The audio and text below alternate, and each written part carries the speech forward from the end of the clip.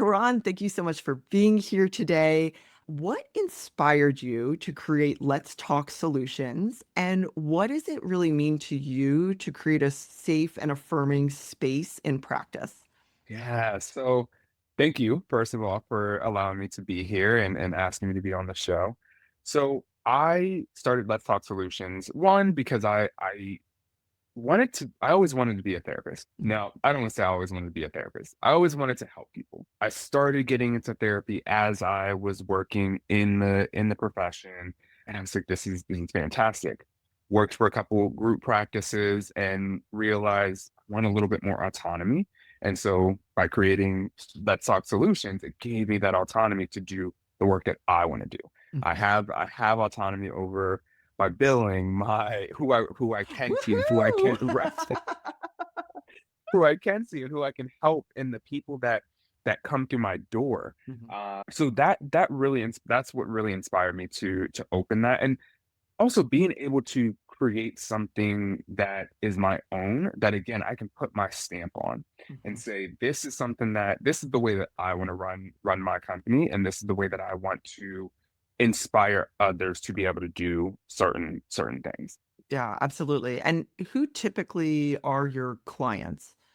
Yeah, so right now I see a lot of people within the LGBTQI plus community and honestly other marginalized communities as well. And if I don't usually see kids, anyone under the age of 18. Mhm. So anyone 18 and over typically see older adults. I because I have such an eclectic background, I see a ton of different people. Yeah. And I'm curious, as you decided to create a space that you wanted to see, like, Yes. do you feel like specifically marginalized communities in the LGBTQIA plus community, like it must be hard to navigate systems like therapy. Can you speak to that a little bit of maybe some of the challenges, but maybe also the flip side of that is like what should folks in those communities look for? Yeah, so I think some of the challenges that come up, there's not I don't think there's enough people out there that are well versed Mhm. or even willing to think about some of the aspects that are coming up within different communities. We a lot of times we have these different subsections and niches and things like that that we want to go into, but especially as a social worker, we are trained to work with whomever comes through our door. So I think that is one of the things that I see as an issue is there's not enough education out there to or how should I say it? I think there's enough education out there. I think there's not enough people getting that education Mhm. in terms of like continuing education or even just like being put out there to say, hey, I have this client. Let me learn a little bit more so that I can be culturally competent and on the flip side, culturally humble, that cultural humility that I can bring in their personal experiences and listen to what's going on there. Mhm. When it comes to thinking about what to look for, I think I think it's really hard to think about that because it is so specific to the person. Yeah. But one of the things to think about is what is the vibe? What do I get from this person as I'm either on the phone with them, doing a Zoom call with them, or if I'm in person with them? What's the vibe that I get? Do they feel open and accepting? Do they feel like they're willing to listen to what I have going on? That's going to be one of the big things. I think it's also important to recognize that even if someone is a good fit and you're going and doing things with them, you may have to change from time to time too. That fit may shift and change as your life changes, as you experience different things in your life, anything different that comes up, or as you evolve into a person that is different from what you were maybe 6 months ago. Right. That person that you were working with for those 6 months, they were good. They may have helped you in those ways, but you sometimes may have to switch and think about, okay, this there's someone else that I might need to look out for. Yeah, absolutely. Oh my gosh, and I need to think more about the term cultural humility. I think that's like Mm, there's a lot there and that's amazing. yeah, And so your doctoral research focuses on self-reflection for clinicians and yes. is particularly working with the LGBTQIA community. What made you feel, first of all, what did you learn from that? And what made you feel like this was a focus that you wanted to study? Yeah. So a lot of it came from personal experience. So not having the not feeling I should say not feeling like I had the ability to find the people that could help me or find people that looked like me that could help me. And so I decided that yeah, self-reflection is such an important topic, a specific I mean, I don't want to say specifically in helping professions, it's such an important topic for us because if we're not looking at and reflecting on things, we're more likely to perpetuate any sort of biases or push our own thought processes onto our clients and things like that. And so what I decided to do with that is in order for us to be able to increase the participation in treatment, this could be case management, could be therapy, anything that we are doing within that helping profession. In order for us to increase the trust and the effectiveness, we have to reflect on what we're doing. We have to make sure that we are paying attention to the type of services that we're providing. What are we doing with our clients? How are we making them feel comfortable? How are we listening to them and putting their, as I was talking about earlier, putting their experiences at the forefront? Again, that culture of humility. And so I think that that really shaped the way that I did this my capstone project, my doctoral project. What came out of that was we need more we need more spaces for supervision, either that be peer supervision or consultation, or and supervision with other people who are doing the work in this field. It also came out that we need to listen to and have more voices out there, specifically with that project, specifically within the LGBTQIA plus community, bringing people into the classrooms and into group meetings and things like that to provide that experience, talk about that experience that they're having. And then one other really big thing is that came out of this is that there's no formalized way for us to measure what self-reflection is. Mhm. And so because of that, it's so subjective and we're not able to really see our people, especially in higher education, are our students truly reflecting, or is this just we're regurgitating something that was told to us Right. in some way? Right. What does that look like? Like, I am so fascinated by therapists, and especially like therapists that I've used, because I'm going in there with my special sauce of whatever I'm visiting them Hmm. for, right? And Hmm. they've got clients all day. And I'm like, what is that? What does your day look like? Like, A, how do you protect your own emotional Mm, space? But yes. then you're talking about this reflection.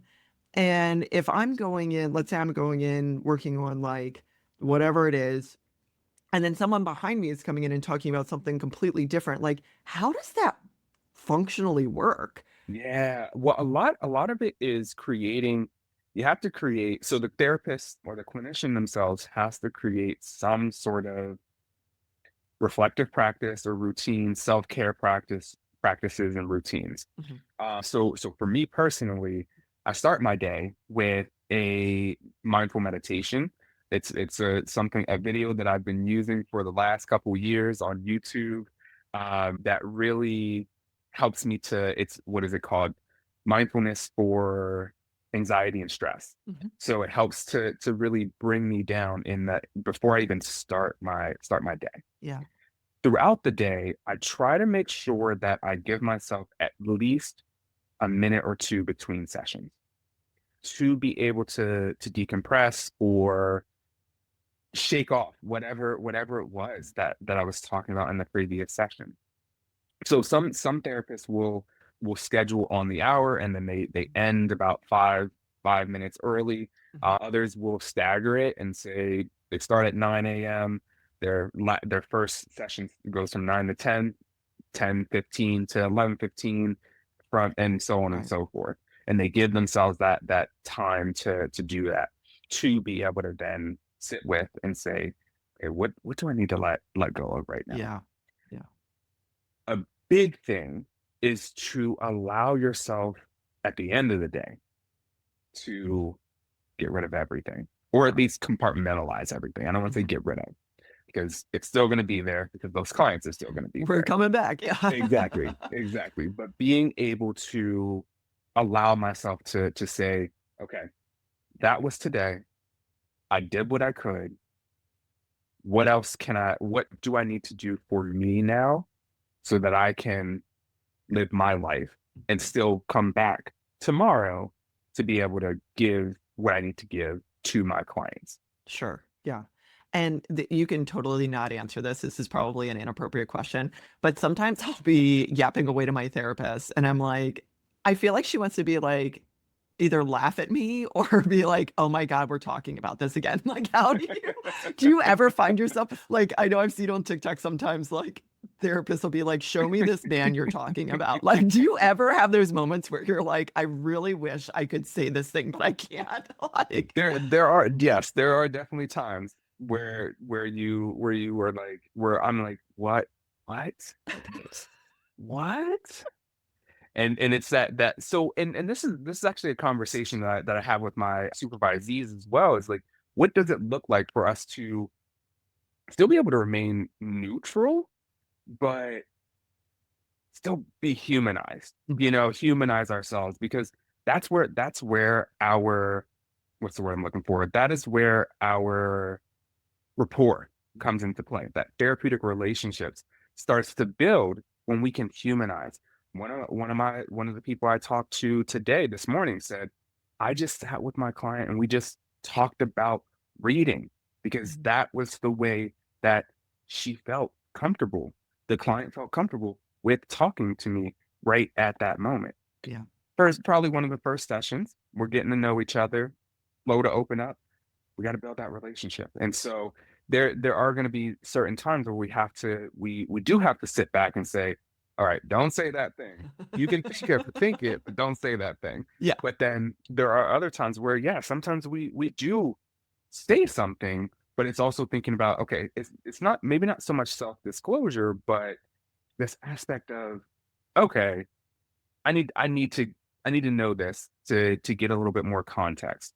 That's okay. Yeah. Is it gonna be, if what I'm asking, is it gonna be therapeutic to get that information? Mhm. Or is it just for my own curiosity? If it's Yeah. just for my own curiosity, then I'm like, okay, don't ask that question. You I'd can be the think about it, but worst. don't ask that question. I'd be the worst therapist. I'd be like, show me pictures. Let's Right. call their mom. Like I'm so it's good. You're in the right field, and I am also in the right field. That does not involve therapy. But also, like with that, what are maybe some of the unintentional biases or blind spots that clinicians bring, especially to the community Mm, that we're talking about mhm. specifically today?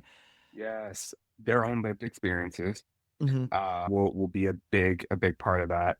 And those lived experiences may not be something that they completely identify with. So I think about, and this is something that comes up both on the client side and the clinician side. So I think about some things where a student or a client said to me, I have guilt. I have this guilt for how I was raised, and I'm seeing all these things happening in the world right now, and I don't know what to do about it. And so there's that comes up. The bias of, oh my goodness, this is how I was raised, and what am I what do I do with that? I think other biases that show up, the microaggressions of like, oh, so specifically with our community, this community, oh, you don't look like you're part of the LGBTQI plus community. Right. Tell me about that. Even though, yes, I'm curious, it's still perpetuating something that some stereotype that a person within that community or within this community would look a certain way or talk a certain way or act a certain way. So that's something that shows up as well. I think the other sort of biases that show up, we don't sometimes people don't look at that intersectionality, the ways that the different identities start to come together and what the intersections of those identities look like. So I'm just going to focus on, oh, you're a male. So I'm just going to focus on those experiences. Or I see that you're a gay male, but I'm not going to talk about what those are either because I don't feel comfortable with one part or the other of that, or I just don't know what to talk about with that. Right. And so that's something that I see it comes up a lot as well. Yeah, that's interesting. And and again, this goes into the training and the research Hmm. and that evaluation piece, but like I imagine that you would be able to bring parts of yourself to your Yes. practice that are so Yes. helpful, but then you can't make assumptions. Yes. So Yes. there's that sort of, I guess, is it a fine line or no?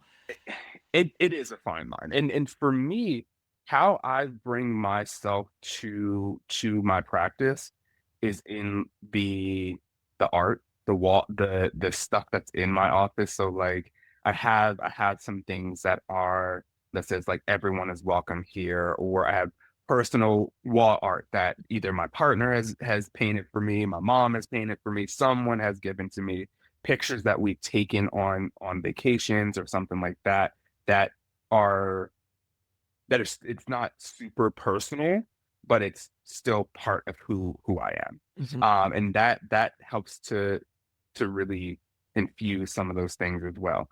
I mean, I incorporate, so I really bad. I shouldn't do it, but I eat a lot of candy when I'm at work, unfortunately. So like one of the things that I keep on my table at my office is a bowl of candy for clients to take as well. Yeah. So that's also infusing a part of me into the practice. I go back to that self-disclosure too. There is a fine line. So I have to be mindful of what I'm disclosing because the session is not about me. Right. The session is about my client and what they're dealing with.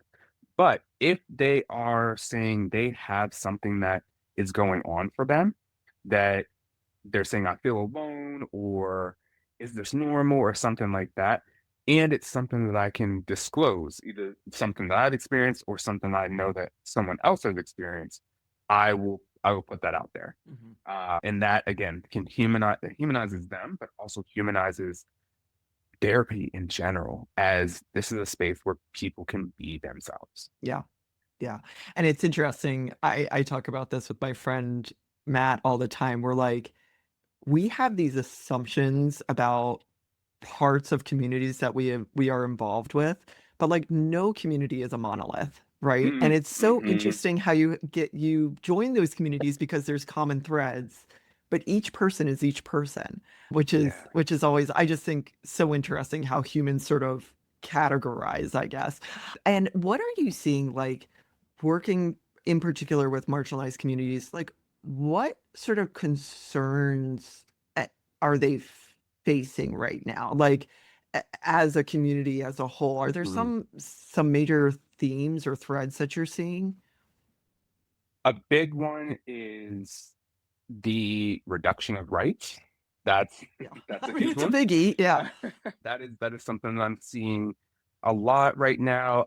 Uh, Work, financial issues, things like that are coming up for people, and just I mean just fear that of anything happening, fear of yeah losing certain rights, fear of not being able to pay for housing, to get to work, to any of those sort of things because of things that are happening right now. That I think those are some big ones. Discrimination and stigma. Sure. There's the fear that there people are going to be the victim of a crime of the hate crime of some kind Yeah. as well. And that is something that consistently has been coming up in different sessions, but also with just people that I talk to on a daily basis. Yeah. Yeah. And I think one of the challenges for me as I hear that, none of that unfortunately is surprising. But one of the things that is challenging for me is these are very valid, right? Like these are very valid concerns that you really don't have a lot of control around. So I often, I'm a woman, I'm a cis woman.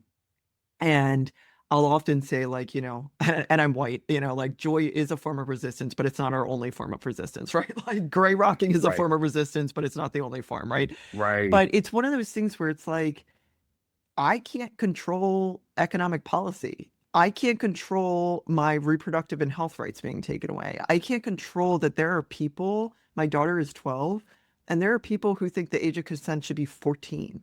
I mean, Right. like those are real concerns coming from someone with a place of privilege, right? So how are you having those conversations with folks when everything that you've said is unfortunately part of this culture that we live in? Yeah. So I think a big part of it is like, what do we control? Yeah.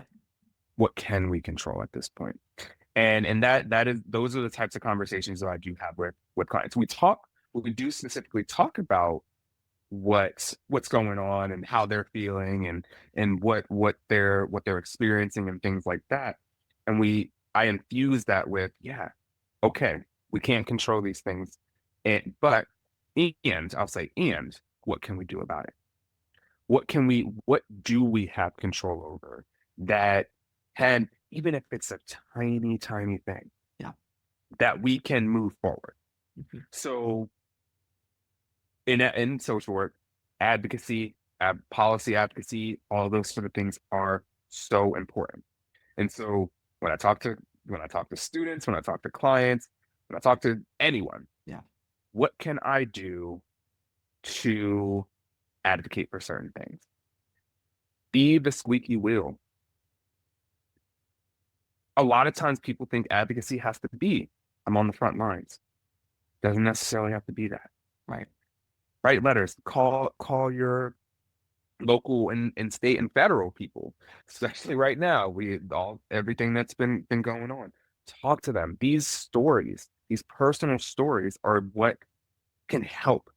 I don't remember the exact details around it, but I was in a meeting a couple months ago and someone had said they had called their senator, I'll say, and told them this story about what they were dealing with and why whatever bill was being put out there was going to be detrimental if it went through.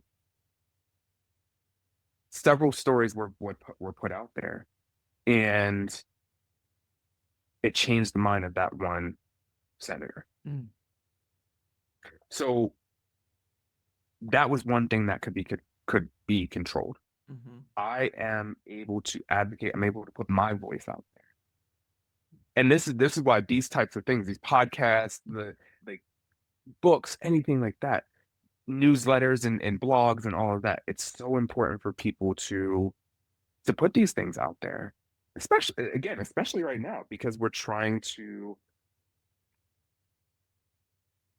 combat some of these dominant narratives. Yeah. We're trying to create these counter narratives that would help to combat what these dominant narratives actually are.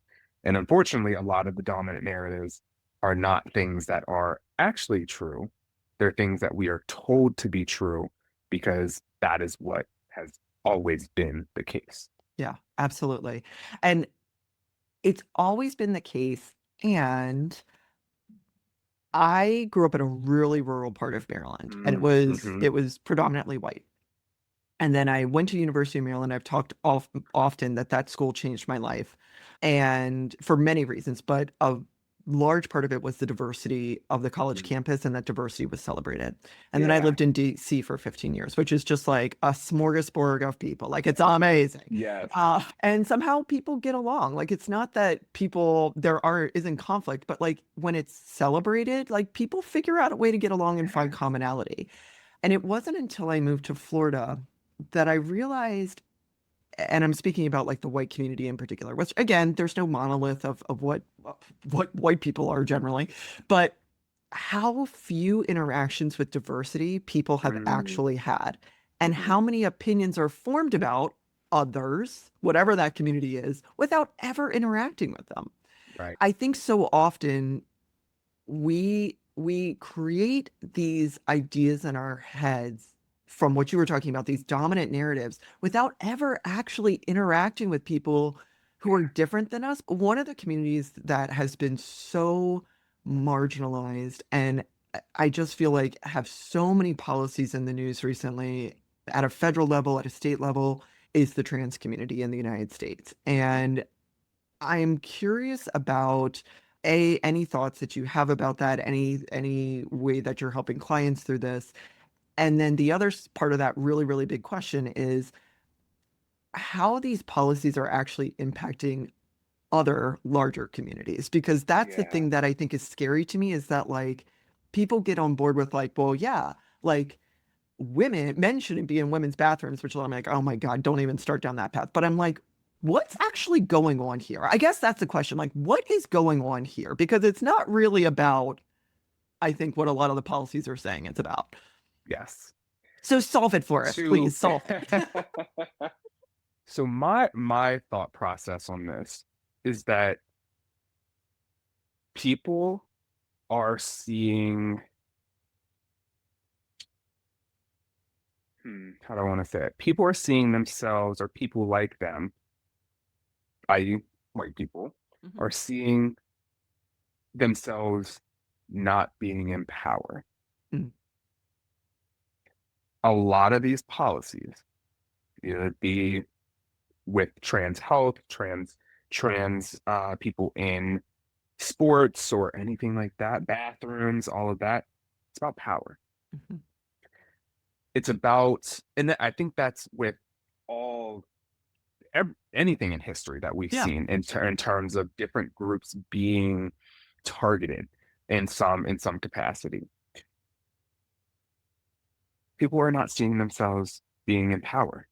They want to stay in power. They Mhm. want things to continue to be the way that it has been, because if if this person is getting more than More. Yeah. I am, Yeah. that means something's being taken away from me. Right. But that's not the case. That's not what so yes, equity is this person over here is getting a little bit more so that they can be on a similar level Mhm. as the person over here. Right. But with that, again, with that, people are seeing that as, oh, you get more opportunities, but they're not seeing the opportunities that got the people over here are not seeing that the opportunities that they've got to get them to where they Right. were at that point. Right. And so I think that is go tying that back into the power aspect. I think that's where, oh, I want to have power because I can make sure that I continue to get the things that I need and I Mhm. want. There's an entitlement there. Yes. Like that Yes. somehow, like I always saw this with college admissions, that the thought process was affirmative action is taking my kid's place. And it's like, whoa, whoa, whoa. That was an empty seat. That wasn't your kid's place. Like, Yep. and there's Yep. this entitlement of when you're taking away, I inherently already had that thing, whatever it is. Yes. Exactly. Yeah. Exactly. And I think with it being right now, specifically being the trans community, I I don't think it's anything other than this is just the latest group Yeah. of people Yeah. that they think that they can take power over. Right.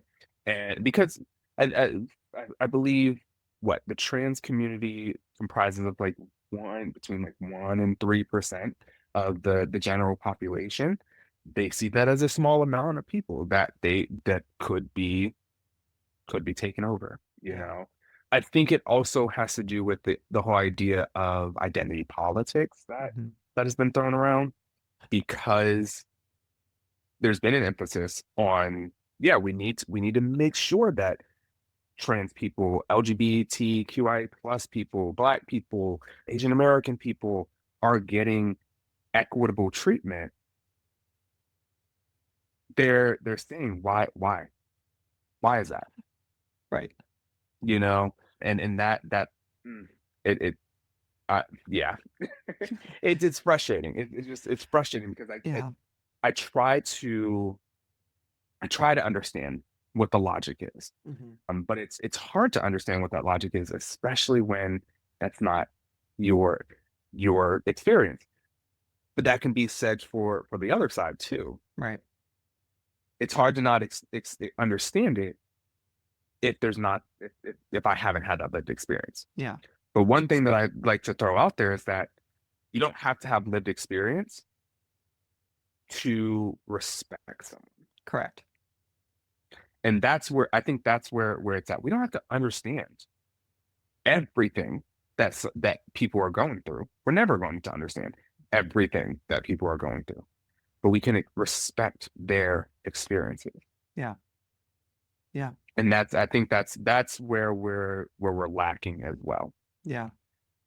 And I think that idea of empathy, I think cultural humility probably comes into that as Hmm. well. So if Yes. someone's listening to this and is sort of like,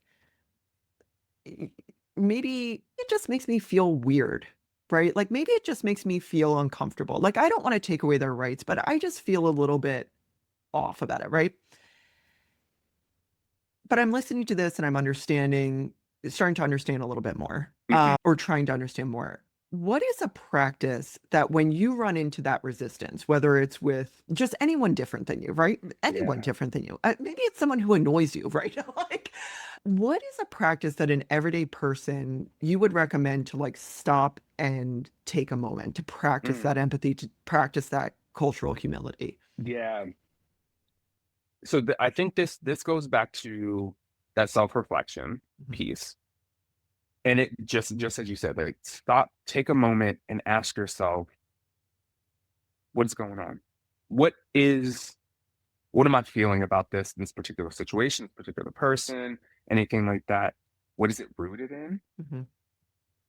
Is this something that I truly believe, or is this something that was told to me to believe? Mhm.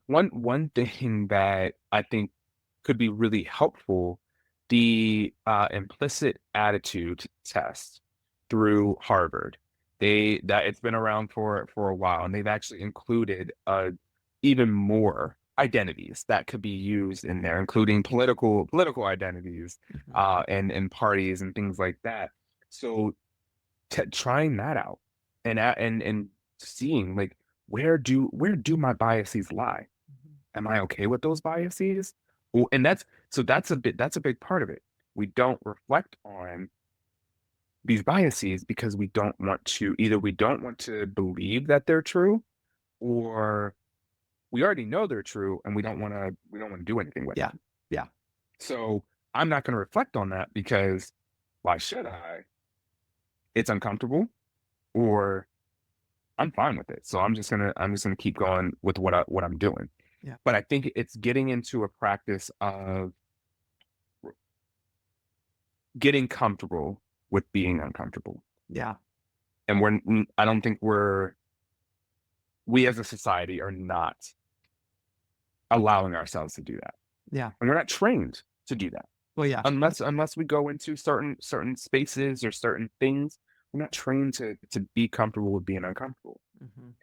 And maybe it's not the comfort level. Maybe it's just being familiar with being uncomfortable. Yeah. It's okay. And it's okay to be uncomfortable because that's where change lies. That's where Yes. evolution lies. I like to say evolution lot more than change because change can be scary for people. Yeah. And they don't like to change because they feel like it's not being authentic to them. Right. So how can I evolve in the things that I'm doing by reflecting on those questions that I said earlier. What is going on for me right now? What is uncomfortable about this situation? Am I okay with the way that I'm thinking about this? If I'm not, okay, let's go take some time and educate ourselves Mhm. on certain things. Watch YouTube videos. There's plenty of stuff out on the internet. Hmm. I should Asterisk. there is plenty of stuff out there on the internet, but looking at like these reputable sources, so Yes. like specifically for LGBTQI plus individuals, things like the Human Rights Campaign or the ACLU or the Trans Lifeline, Trevor Project for LGBTQI plus individuals who are youth, those types of places, and on all of those, you'll be able to find even more Mhm. resources that could increase some of that education Mhm. on what those things are, and something that I'm trying to put together once my life sort of calms down a little bit based on the results from my capstone project. I want to create some kind of curriculum program that people can go through to get a little bit more of this education on certain things, specifically on self-reflection and what that looks like and how they can incorporate that into their lives. It could be for professionals, it could be for the everyday person that wants to just be more mindful and reflect a little bit more on themselves. Yeah. Yeah. I'm curious your thoughts on community and lack thereof. And like, I think sometimes people feel like they're part of a community, and maybe that's where some of this resistance is coming from. Mm, So, like, what is actually a community, and what is sort of maybe perceived communities that we have? And I'm mm. specifically talking about the US, but Yeah, that don't really actually exist. Like, and yeah. I find that as a white person, I couldn't define what it is other than skin color. That's it. And that's the thing. A lot of what we are dealing with, especially when it comes to community and identity and things like that, it's all socially constructed. Mhm. So there isn't a lot of not a lot of scientific basis behind or biological, I'll say biological basis Mhm.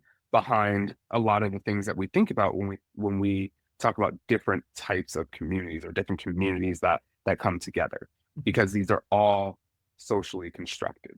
Mhm. So when we think about community, community is, I think, just about, it can be just about anything. It can be an identity community. Mhm. It can be the physical community that you're in.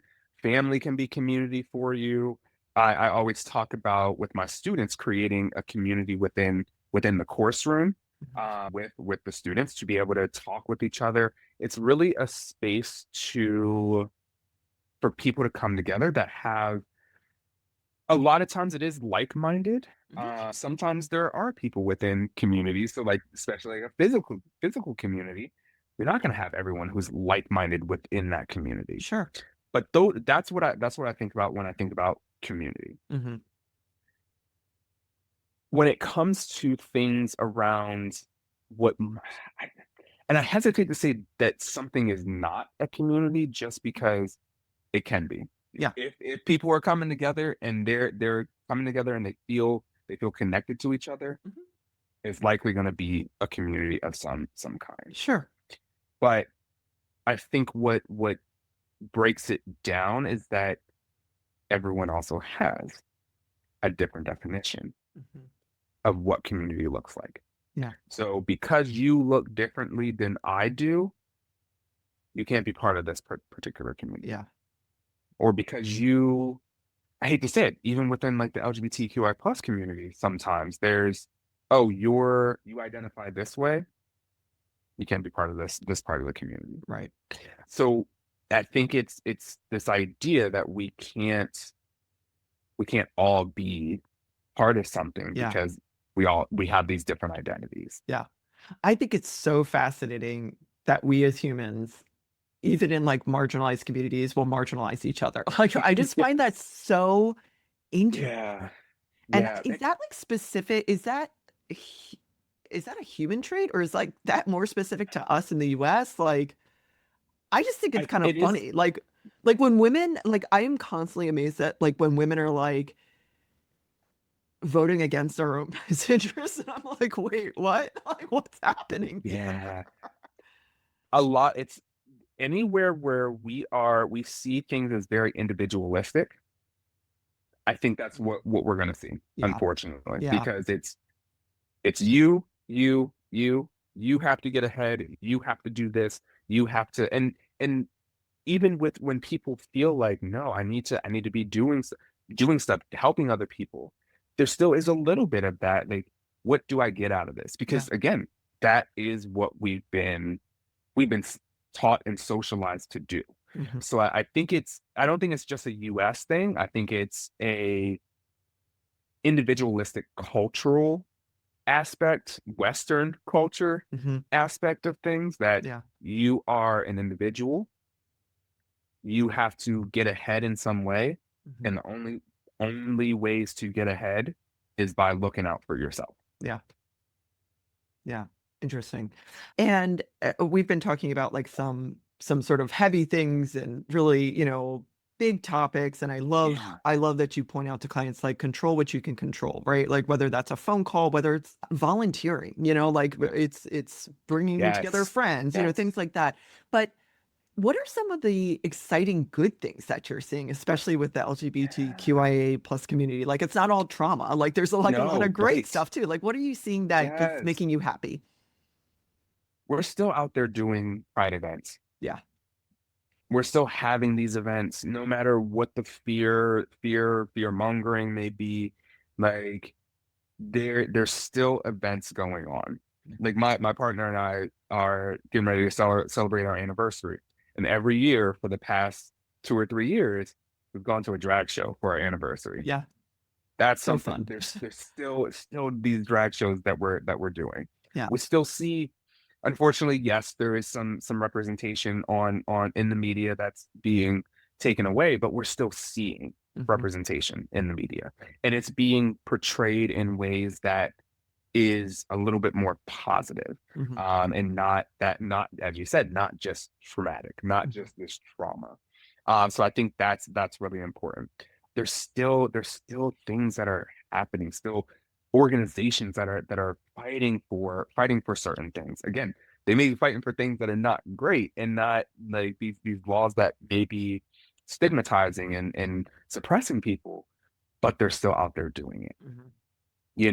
So those, I think those are some of the big things that I've seen as positives, and Hmm. and people they're still out there using their voice. Hmm. I think that's a huge part too, where yes, sometimes it feels very, very scary, but we're still out there using our voice to make things happen. Yeah. Yeah, absolutely. I think it's interesting because I do think that this is sort of a scary time, but that's the point of like this shock and awe, Yeah, like let's put out a ton of yeah, policies. And then when you actually stop and look at it and people's lives are being harmed. Like I want to put that out there first and foremost. yes, But when you yep, stop and look at it, a lot of things have been stopped in the courts and a lot of things yeah, have been pushed yeah, back on, which is, I think, at a 50,000 foot view, something to be hopeful about.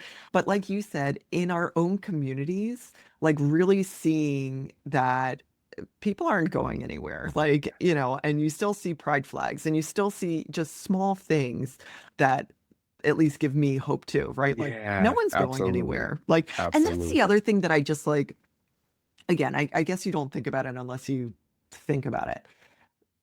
But going back to like the trans community in particular, like Mhm.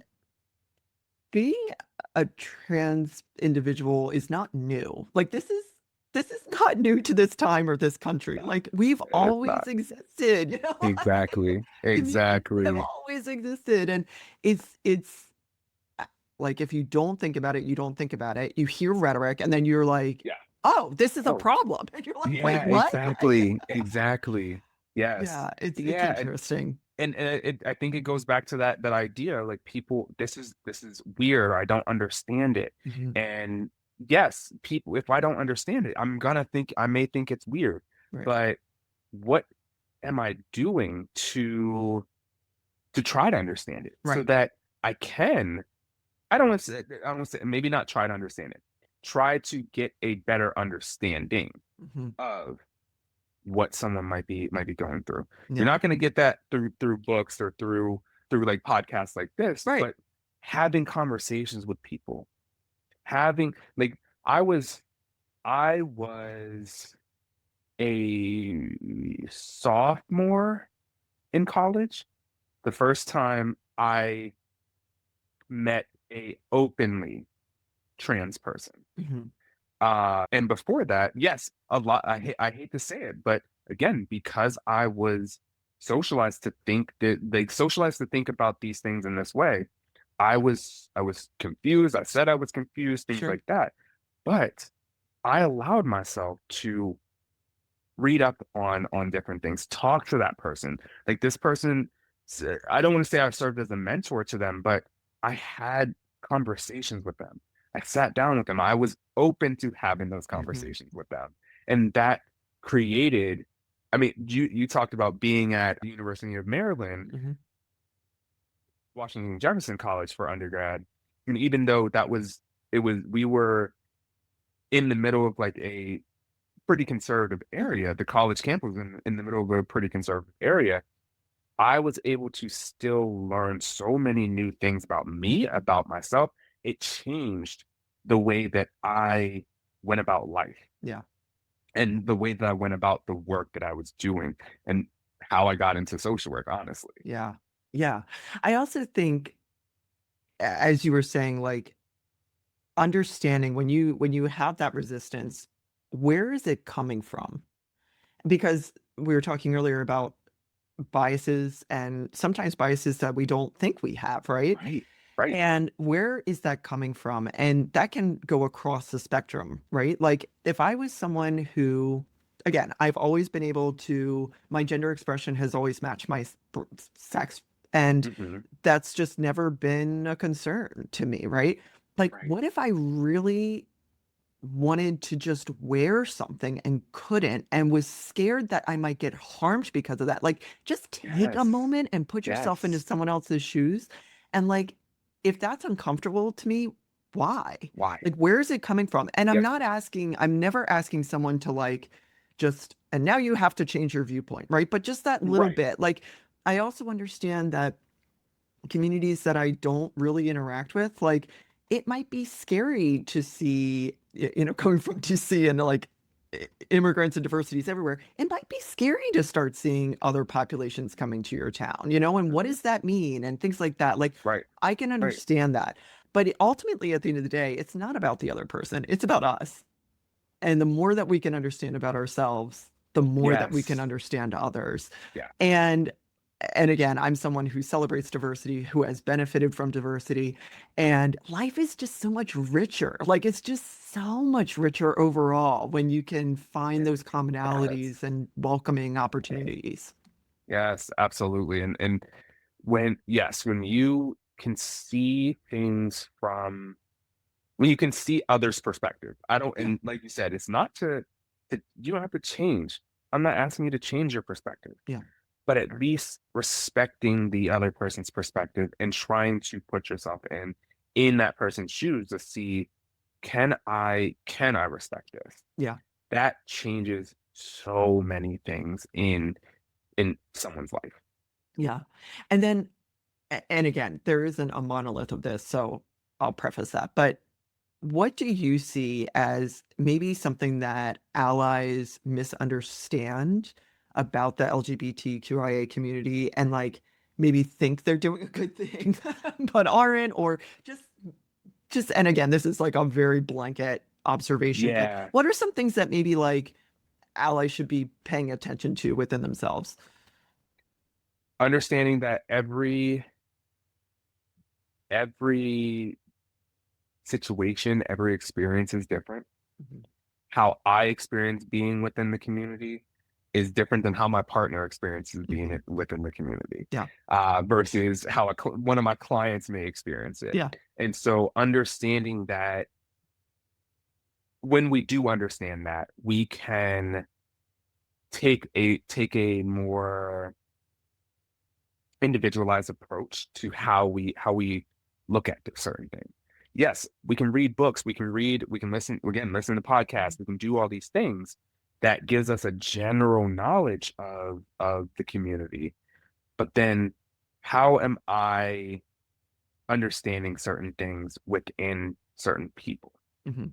And how does that help me to build my support Mhm. as an ally with with Yeah. whomever it is that I am with at that point.